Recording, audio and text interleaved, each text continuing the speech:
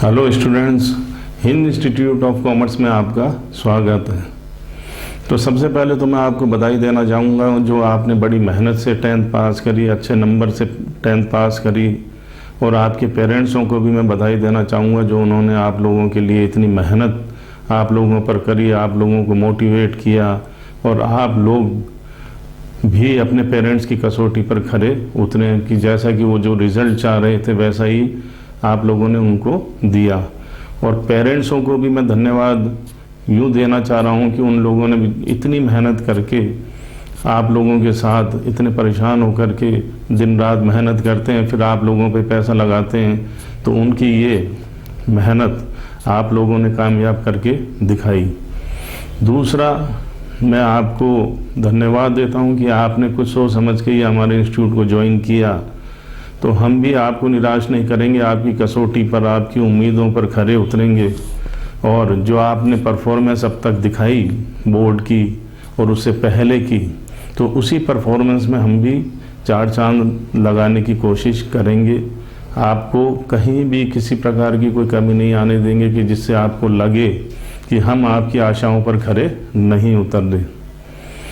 तो आज जो हम अकाउंट्स की बात कर रहे हैं, अकाउंटेंसी की बात कर रहे हैं, तो ये जो नाम है book keeping, book plus keeping यानी बुक्सों को रखना। तो बुक्सों को रखने का मतलब ये नहीं कि घर में जाके हमने आलू में बुक्सें रख दी, उधर उधर पटक दी। बुक्सों को रखने का मतलब क्या है, एक प्रॉपर तरीके से उसको कैसे मेंटेन करना है, क्या उसके लिए रूल्स और रेगुलेशन हमें लगाने हैं, किस टाइप से उसको रखने हैं। तो ये सारी चीज़ें हम किस में देखेंगे, बुक कीपिंग में। तो इसीलिए इसका नाम क्या रखा, बुक कीपिंग। बुक्सों को एक प्रॉपर तरीके से, प्रॉपर चैनल से, according to rules and regulation कैसे रखा जाता है, तो वो क्या कहलाएगा, बुक कीपिंग। तो यहाँ सबसे पहले जो हम बात करेंगे वो इसकी टर्मिनोलॉजी की बात करेंगे कि बुक्सों को रखने में क्या क्या हमारे नियम हैं, क्या इनके वर्ड्स हैं जो हमें बिजनेस में काम आते हैं।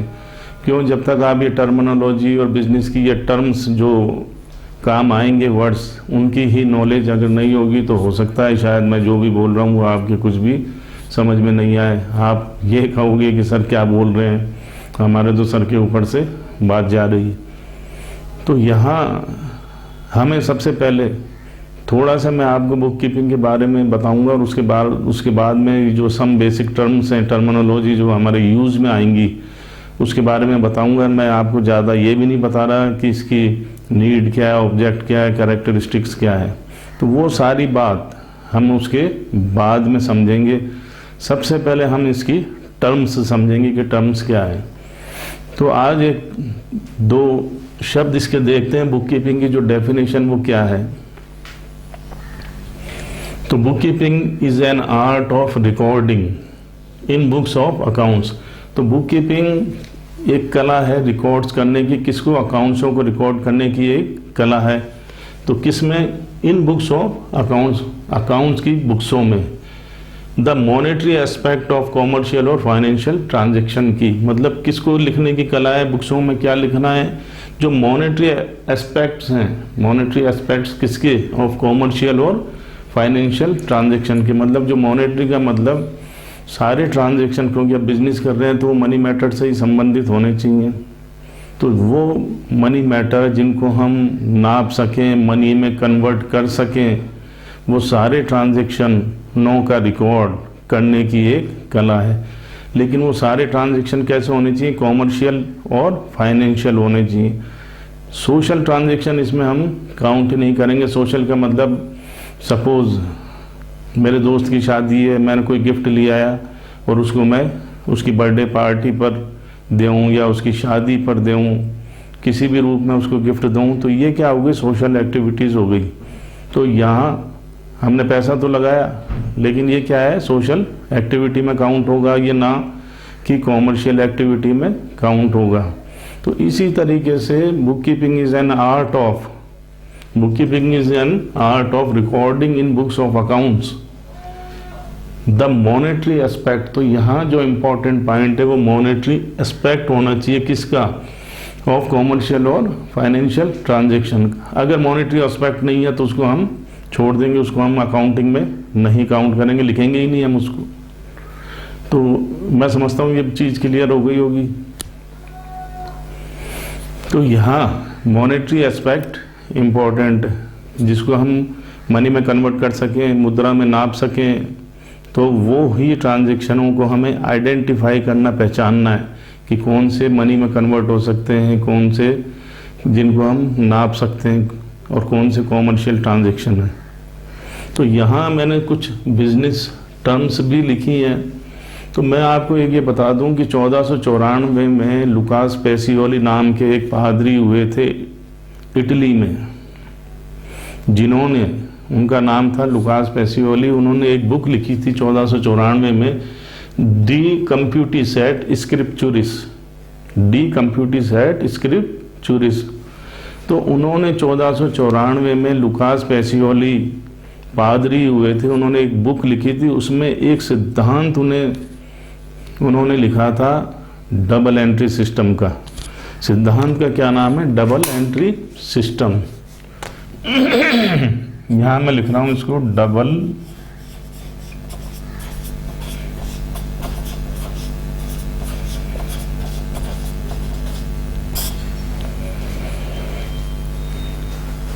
तो उन्होंने क्या लिखा? डबल एंट्री सिस्टम का सिद्धांत उन्होंने प्रतिपादित किया, इस रूल्स को बताया। उसमें केवल जो ये बुक थी उनकी, केवल उनने ये बताया कि कच्चा और पक्का जनरल कैसे बनाते हैं। अब ये जनरल मैंने नाम बोला, तो ये भी मैं बताता हूँ आपको कि कच्चा और पक्का जनरल और उसकी लेजर। अब ये मैं लेजर बोला तो ये भी अभी आपके समझ में नहीं आएगी, लेकिन आप दिमाग में रखना कि कच्चा और पक्का जनरल और लेजर तक का ही उन्होंने एक सिस्टम बताया, और वो सिस्टम किस रूल्स पर बताया? उसको बताया डबल एंट्री सिस्टम के रूल्स पर। तो यहाँ जो है आपके, तो ये पूछ सकते हैं शॉर्ट नोट्स में, मतलब ABCD में ऑब्जेक्टिव टाइप में, कि 1494 में किसने, कौन थे जिन्होंने ये डबल एंट्री सिस्टम का आविष्कार किया, रूल्स प्रतिपादित किया? तो वहाँ नाम आएगा आपका लुकास पेसियोली। या ये भी क्वेश्चन आ सकता है कि कब डबल एंट्री सिस्टम का रूल्स बना? तो आपको लिखना है 1494 में। तो डबल एंट्री का मतलब क्या हुआ? दो एंट्री से मतलब नहीं है। डबल एंट्री का मतलब दो एंट्री से मतलब नहीं है, दो एस्पेक्ट से मतलब है। दो एस्पेक्ट्स का मतलब दो पक्ष, यानी हम एक एंट्री यानी एक ट्रांजैक्शन, एक सौदा, सौदा का मतलब लेन और देन। देखो ये यहाँ आ गया वर्ड ट्रांजैक्शन। अब मैंने आपको कहा कि पहले मैं आपको टर्मिनोलॉजी बताऊंगा, अगर ये नहीं बताऊंगा तो आपके सर के ऊपर से बात जाएगी कि ये जनरल क्या बोल रहे हैं, ये एंट्री क्या बोल रहे हैं। तो अपन थोड़ा सा इसको समझ लेते हैं। मैं केवल एक ओवरव्यू दे रहा हूँ, केवल डिटेल में नहीं जा रहा। क्यों? क्योंकि अभी आपने नया नया ज्वाइन किया है, मैं आपको सीधा ही डिटेल में बताने लग जाऊँ तो आप कहेंगे कि ये तो बोर कर रहे हैं, हमारे समझ में ही नहीं आ रहा, हमारे सर के ऊपर से बात जा रही है।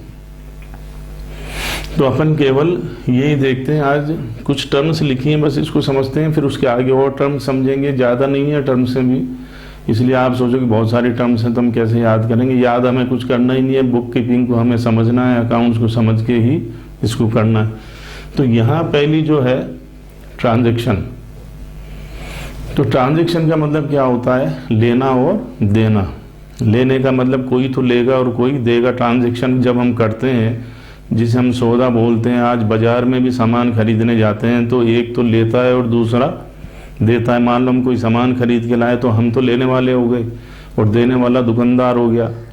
हम सामान खरीदते हैं तो उसके एवज में पैसे भी देते हैं, तो हमने लिए और हमने पैसे भी दिए, तो दोनों ही बात हो गई। तो हर सौदे में, तो ये क्या कहलाएगा? सौदा कब कंप्लीट होगा? जब एक लेगा और दूसरा देगा।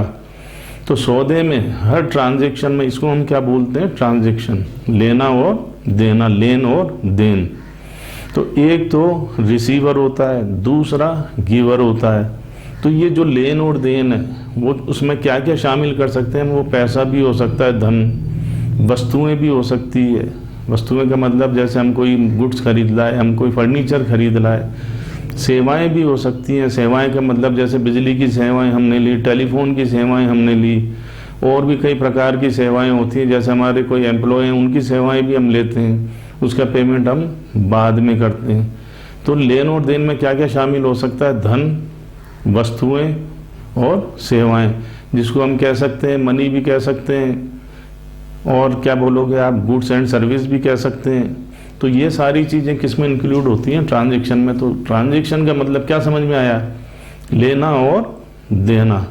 मतलब मैंने अगर किसी को 500 रुपये दिए तो दूसरे ने 500 रुपये लिए, तो दो पक्ष हो गए। मतलब जो अमाउंट मैंने उसको दिए तो जो दिए मैंने वही तो वो लेगा। कॉमन सेंस की बात है, अगर मैंने उसको 500 दिए तो 500 लेगा। तो इस तरीके से एक ट्रांजैक्शन हमारा पूरा हुआ, एक सौदा पूरा हो गया। यानी एक ने लिया तो दूसरे ने दिया, या वो मुझे देता है तो मैं लेता हूँ।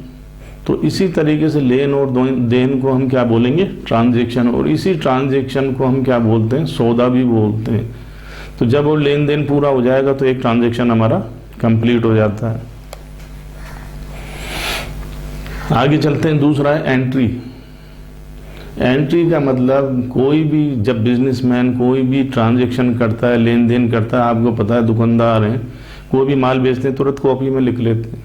तो वो कॉपी उनकी क्या होती है? कच्ची, जर्नल कह लो उसको, रोजनामचा कह लो। रोजनामचा का मतलब रोज जो सौदे हो रहे हैं, माल बेच रहा है, खरीद रहा है, उसको रोज एक कच्ची कॉपी में लिख लेता है कि बाद में रात को बैठ के उसको पक्की कर लूँगा, कभी भी कर लूँ, लेकिन एक बार तो वो तुरंत लिख लेता है। तो उसको हम क्या बोलेंगे? एंट्री करना। क्या बोलेंगे? एंट्री करना। तो ये चीज़ आपकी समझ में आ गई होगी कि वो जिसमें लिखता है, मैंने क्या बोला?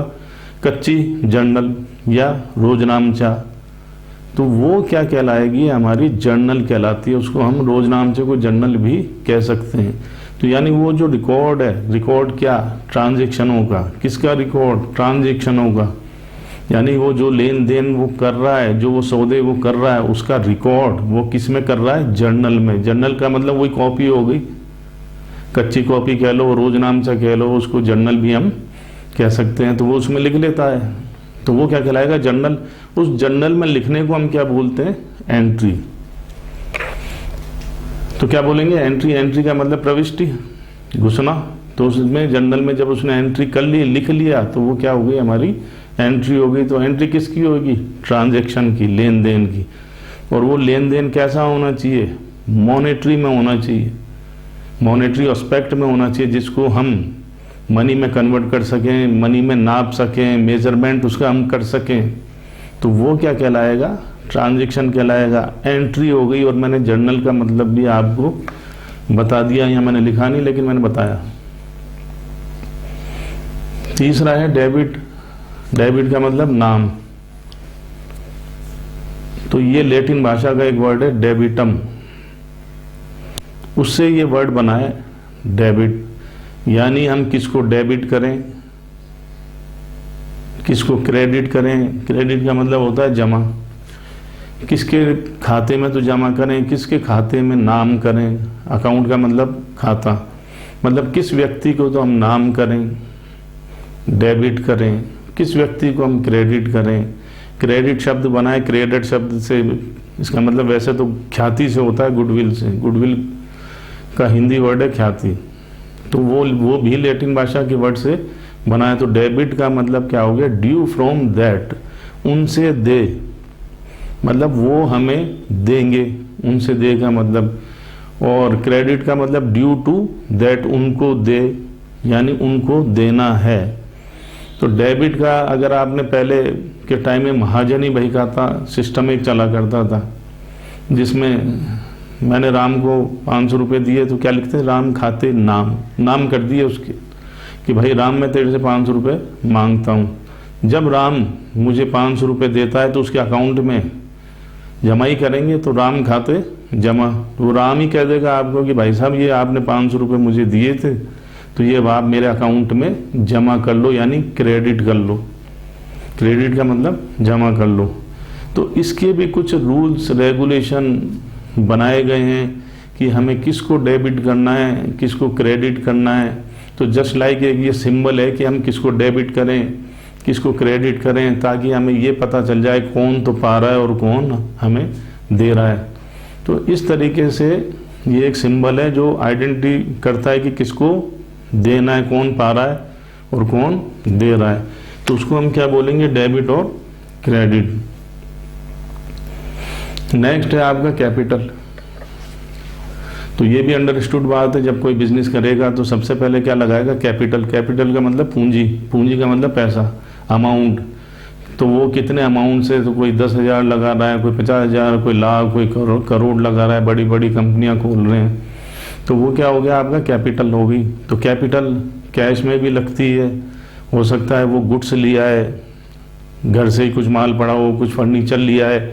पता है अपन को बिजनेस चालू करते हैं, ऑफिस डालना है, तो अपन घर की कुर्सियां भी, टेबल भी ले जाते हैं ऑफिस में कि यार ये तो खरीदने की ज़रूरत ही नहीं है, इतना माल तो हमारे पास पड़ा हुआ है। कुछ माल उठा लाते हैं, कुछ असेट्स उठा लाते हैं, कुछ कैश ले आते हैं। तो इस तरीके से ये सब क्या हो गई, कैपिटल हो गई हमारी। या अगर वो गुड्स और असेट्स नहीं ला पाते हैं तो फिर भाई वो कैश ही लगाएगा। कैश लगाएगा तो उसके बाद वो चीज़ों को परचेज करना चालू करेगा। ऑफिस डाला है तो चीज़ तो खरीदनी पड़ेगी, तो उसको हम क्या बोलेंगे, कैपिटल। तो कैपिटल कैश के फॉर्म में भी हो जाए, गुड्स के फॉर्म में भी हो जाए, असेट्स के फॉर्म में भी हो जाए।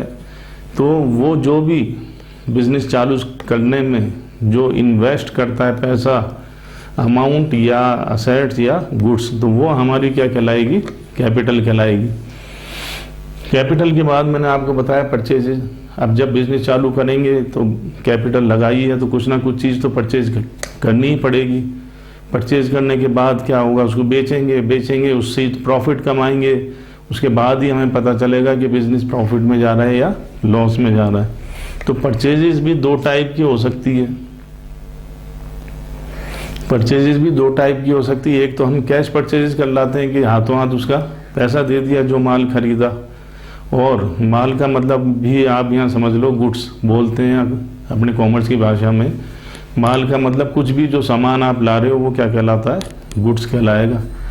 तो वो जो हमने माल खरीदा, गुड्स खरीदा, उसका पैसा हमने दे दिया तो वो हमारी कैश परचेजेज हो गई। और जिसका पैसा हमने नहीं दिया, बाद में देंगे, हमने दुकानदार को ये प्रॉमिस किया कि हम आपको इसका पेमेंट बाद में कर देंगे, तो वो हमारी क्या हो गई, क्रेडिट परचेजेज हो गई। इसके बाद आता है नंबर परचेज रिटर्न का। अब मान लो हम माल तो खरीद लाए, लेकिन कुछ माल खराब निकला, हमारे उस पर सही नहीं निकला, हमने उसको वापस कर दिया, तो वो क्या कहलाएगा, परचेजेज रिटर्न। परचेज रिटर्न का दूसरा नाम क्या है, रिटर्न आउटवर्ड भी इसको बोलते हैं, और रिटर्न आउटवर्ड।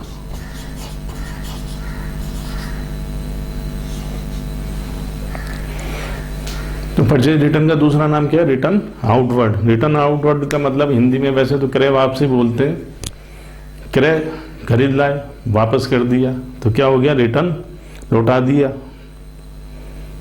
परचेजेज रिटर्न लौटा दिया, जो हमने खरीदा उसको लौटा दिया। रिटर्न आउटवर्ड का मतलब क्या हुआ, आउट यानी बाहर, रिटर्न का मतलब आपको पता ही है, लौटाना। तो बाहर कब लौटेगा माल, जब पहले अंदर आएगा, यानी हम परचेजेस करेंगे, जब उसके बाद जब हमें वापस करना है, लौटा रहे हैं और फिर आउटवर्ड लग गया, तो वो क्या कहलाएगा, रिटर्न आउटवर्ड। क्योंकि जो माल पहले अंदर आया उसके बाद वो बाहर गया है लौट करके, तो ये क्या हो गया, रिटर्न आउटवर्ड हो गया। तो इसको हम क्या बोलेंगे, क्रय वापसी हिंदी में, और इंग्लिश में बोलेंगे परचेजेज रिटर्न। उसके बाद जब हमने माल को परचेज कर लिया तो अंडरस्टूड बात है कि हम उसको बेचना चाहेंगे, उसकी सेल्स चाहेंगे कि हमारा कितना माल बिकता है। तो बिकने में माल बाहर जाएगा, सेल्स होगी। तो सेल्स भी दो टाइप की हो सकती है, या तो नकद हो और या फिर उधारी हो। नकद होगी तो हमारे पास पैसा आएगा, उधार होगी तो बाद में आएगा पैसा। तो दो टाइप की, जैसे परचेज दो टाइप की होगी, ऐसे ही सेल्स दो टाइप की होगी। अगर कोई माल हमने बेचा, उसमें कोई ख़राब चला गया या कस्टमर को पसंद नहीं आया और उन्होंने हमें वापस लौटा दिया, तो वो हमारे लिए क्या हो गई, सेल्स रिटर्न। पहले तो हमने बेच दिया, फिर लौट करके अंदर आ गई, रिटर्न हो गया, सेल्स रिटर्न। तो उसको हम क्या बोलेंगे, विक्रय वापसी। हिंदी में विक्रय वापसी, इंग्लिश में सेल्स रिटर्न। इसी तरीके से इसका दूसरा नाम क्या है, सेल्स रिटर्न का, रिटर्न इनवर्ड। क्या बोलेंगे, रिटर्न इनवर्ड। रिटर्न इनवर्ड का मतलब लौट के अंदर आ गया। तो लौट के कोई अंदर कब आएगा? जब पहले बाहर जाएगा, उसके बाद ही अंदर आएगा।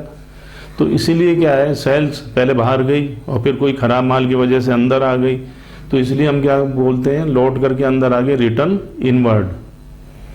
तो आप क्या बोलेंगे, रिटर्न इनवर्ड का मतलब वो दूसरा नाम दे दे तो इसका मतलब वो क्या है, सेल्स रिटर्न ही है। कहीं आप समझे ये क्या नाम दे दिया, तो उसको हम हिंदी में बोलते हैं विक्रय वापसी, इंग्लिश में सेल्स रिटर्न, और दूसरा नाम क्या होगा उसका, रिटर्न इनवर्ड। अब आता है ड्राइंग। ड्राइंग का मतलब निकालना, विड्रॉ करना, आहरण। हिंदी में जो हिंदी मीडियम के जो स्टूडेंट हैं उनके लिए वर्ड क्या होगा, आहरण, कि मालिक ने पैसे निकाले। यहाँ जो है पैसे निकालेगा अपने पर्सनल यूज़ के लिए निकालेगा, निजी खर्चे के लिए।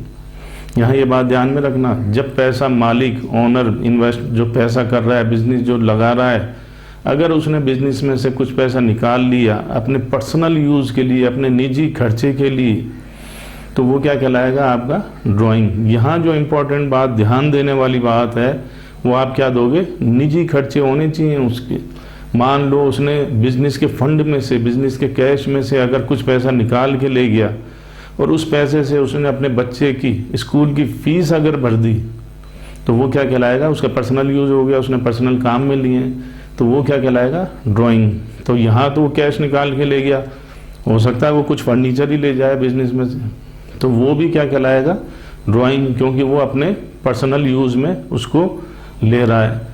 कुछ मान लो उसने मोटरसाइकिल खरीद ली और पैसा बिजनेस के फंड में से वो कर रहा है, तो वो उसका पर्सनल खर्चा हो गया, पर्सनल यूज़ के लिए वो लेगा मोटरसाइकिल, तो उसको हम क्या बोलेंगे, ड्राइंग। तो जब ओनर, बिजनेसमैन, प्रोप्राइटर अपने पर्सनल यूज़ के लिए, अपने निजी खर्चे के लिए कुछ अमाउंट या गुड्स विड्रॉ करता है बिजनेस में से और पर्सनल यूज़ के लिए, तो वो हमारे लिए क्या हो जाएगी, ड्राइंग्स हो जाएगी। उसको हम क्या बोलेंगे, ड्राइंग्स। तो ये मैंने आपको इतने से बिजनेस टर्म्स, टर्मिनोलॉजी ये आपको बताई, ज़्यादा मैं नहीं बता रहा, ज़्यादा आपको अगले वीडियो लेसन में मैं आपको बताऊंगा थोड़ी सी और। तो सबसे पहले हम टर्म्स देखेंगे, उसके बाद ही मैं आपको ये बताऊंगा डबल एंट्री सिस्टम क्या है, ये क्यों ज़रूरत पड़ गई, क्यों अकाउंटिंग की ज़रूरत पड़ गई, उसको अपन अगले वीडियो लेसन में और या आने वाले वीडियो लेसन में देखेंगे। क्योंकि जब ये टर्म्स आपके समझ में आ जाएगी, क्योंकि बच्चा कब बोल नहीं पाता, जब उसके पास वर्ड नहीं होते। तो जैसे जैसे वो वर्ड सीखता है, उसको बोलना आ जाता है, उसकी वोकाबुलरी जब अच्छी हो जाती है, तो वो इंग्लिश भी बोलना चालू कर देता है।